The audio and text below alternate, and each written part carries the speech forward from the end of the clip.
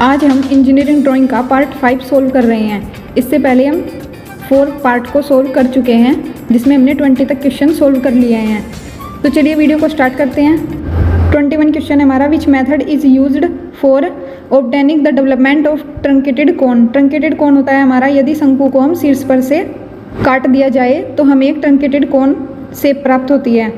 तो इसमें पूछ रहा है कि ट्रंकेटेड कोन के विकास को प्राप्त करने के लिए किस विधि का यानी कि किस मेथड का उपयोग किया जाता है। फर्स्ट ऑप्शन दिया गया है हमें पैरेलल लाइन मेथड। इस मेथड में हम ऐसी सरफेस का विकास करते हैं जिसके आधार एवं शीर्ष की सतह एक जैसी तथा पैरेलल होती है, जैसे घन, घनाभ, बेलन, किसी भी प्रकार का प्रिज्म। ये सब आते हैं हमारे पैरेलल लाइन मेथड में।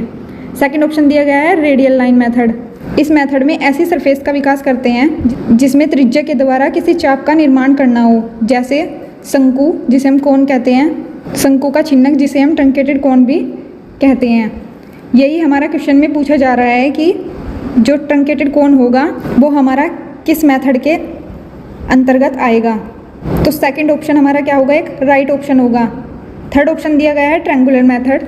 इस मेथड में किसी भी पिरामिड की सतह का निर्माण किया जाता है, जैसे त्रिभुजाकार पिरामिड, वर्गाकार पिरामिड, पंचभुजाकार पिरामिड। ये सब आते हैं हमारे ट्रायंगुलर मेथड में। फोर्थ ऑप्शन भी देख लेते हैं। फोर्थ ऑप्शन दिया गया है ओब्लिक मेथड।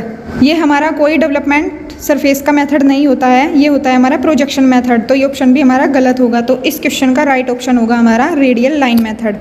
नेक्स्ट क्वेश्चन है हमारा 22, section shown by revolving the section 90 degrees with in the objects is.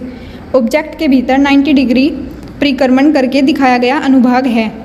Engineering drawing में किसी ऑब्जेक्ट अथवा मशीन में सेक्शनिंग करने के लिए हमारे पास अनेक प्रकार की सेक्शनिंग होती है।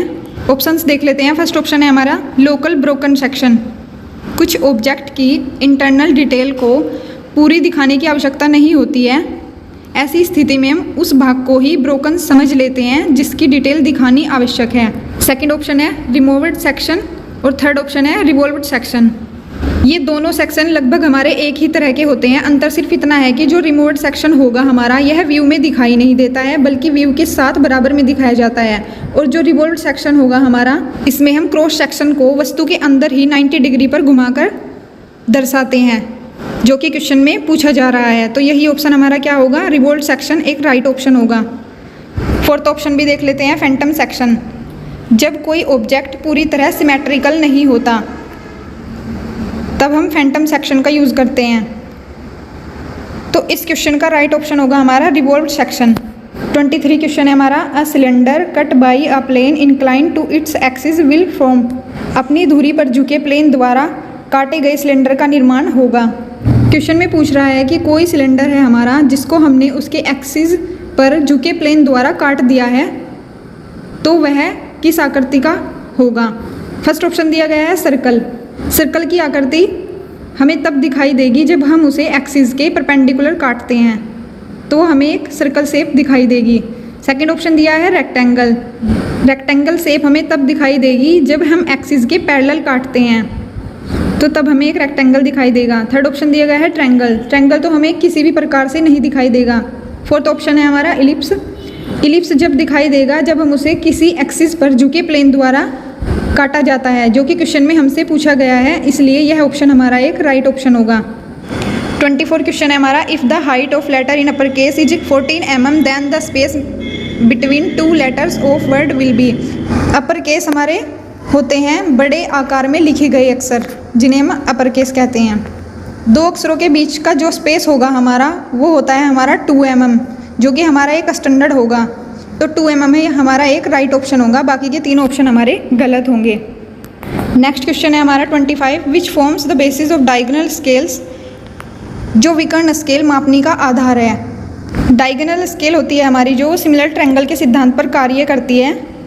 डायगोनल स्केल में सिमिलर ट्रायंगल के सिमिलर हिस्से समान रेशो में होते हैं, तो इसकी प्रॉपर्टीज़ होती है हमारी सिमिलर ट्रायंगल्स डायगोनल स्केल की। फर्स्ट ऑप्शन क्या होगा हमारा, एक राइट ऑप्शन होगा। सेकंड ऑप्शन है हमारा properties of concentric circles. Diagonal scale हमारी ट्रायंगल्स बनाती हैं, ना कि सर्कल, तो ये ऑप्शन भी हमारा गलत होगा। थर्ड ऑप्शन दिया गया है प्रॉपर्टीज़ ऑफ पैरेलल लाइन।